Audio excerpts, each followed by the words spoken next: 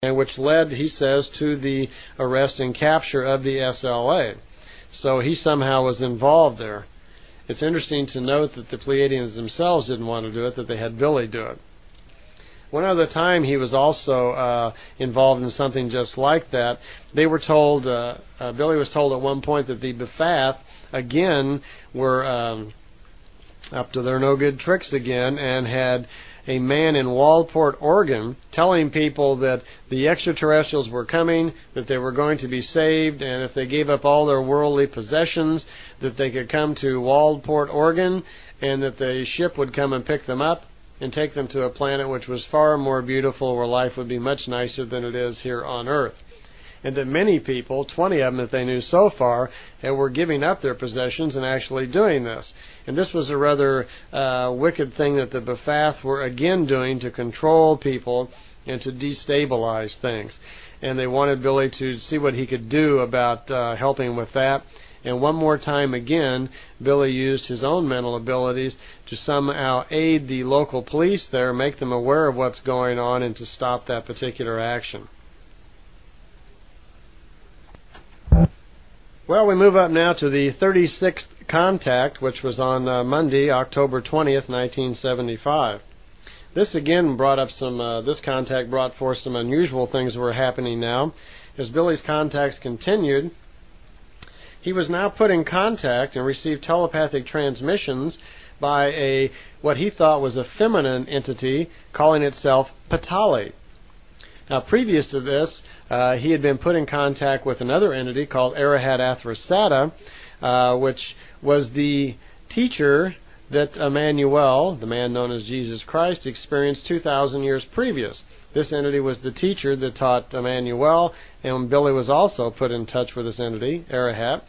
And I've skipped over that part because this is directly related, of course, to the information all about the Talmud and the Emmanuel information we're going to go over later.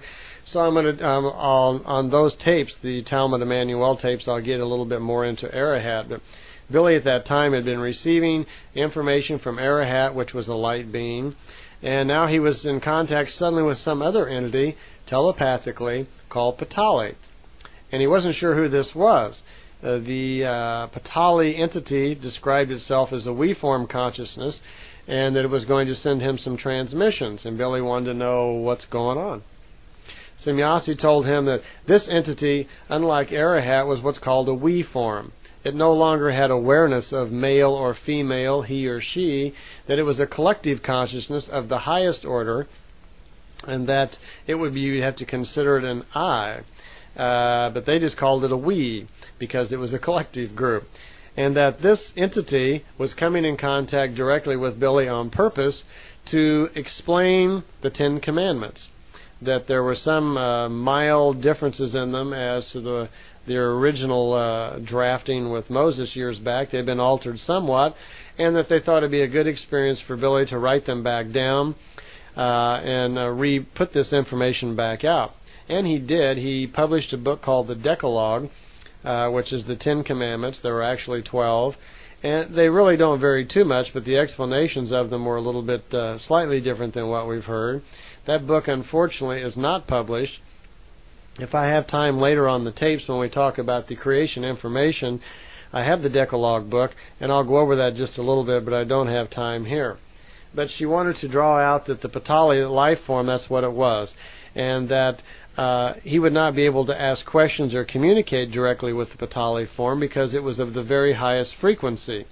That somehow the information from the Patali was being transmitted through the High Council of the Pleiadians somehow through their own particular meditation. They meditate, receive the information.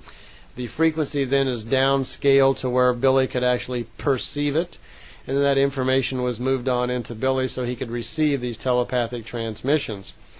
Because normally beings of that high, their thoughts are of such high frequency that you couldn't perceive them anyway. So that was the process that was going to happen. That would continue on, by the way, throughout, and he will write that book called the Decalogue. So I'm not sure what to do about that book. I think possibly, if I don't have time as I'm making these tapes, that what I may do is, okay, we'll make a decision right here, In the exhibits, I will write out the 10 Commandments again with a brief explanation of them, so you'll know anyway what Patali has transmitted to Billy. Okay? There had been so much discussion here about B'Phath and the Thule Society coming up in the last few contacts. Billy had some questions about Hitler because she had suggested earlier that the Thule Society had somehow intervened in the life of Hitler. So he wanted to know more about that. And she explained that yes, that Adolf Hitler originally when he was born, they were watching him and so forth because they knew that a man of great, what they called a man of brains, had been born. His spiritual evolution wasn't very high, but his brain power was very strong, and in some manners he was quite the genius. He, unlike most people on Earth, had a very good understanding of the uses of the forces of nature. And throughout his life had used that. We all know how charismatic he was and how strongly he was able to influence masses of people. This probably is where that came from. They knew he was destined to change the world because he was mentally so powerful.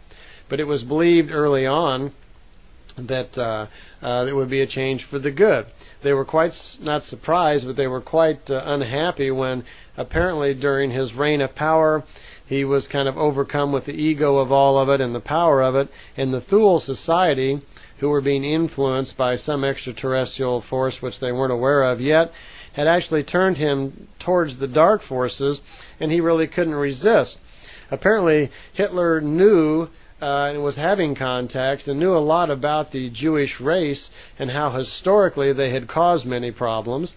And it was his idea to better the planet through trying to clean up you might say, the genetics of the planet.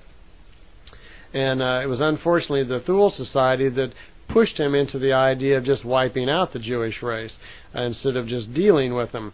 So here was a man who was of great brain power, who originally had a good idea that he was going to try to raise the consciousness of the planet, and he was going to try to raise the level of knowledge of the people of the planet through a master race idea, but it had gone astray. She said that at this point they had learned more about the Thule Society, though, and this Ashtar Sharam, and the last name is spelled S-H-E-R-A-N, is the way Billy spells it.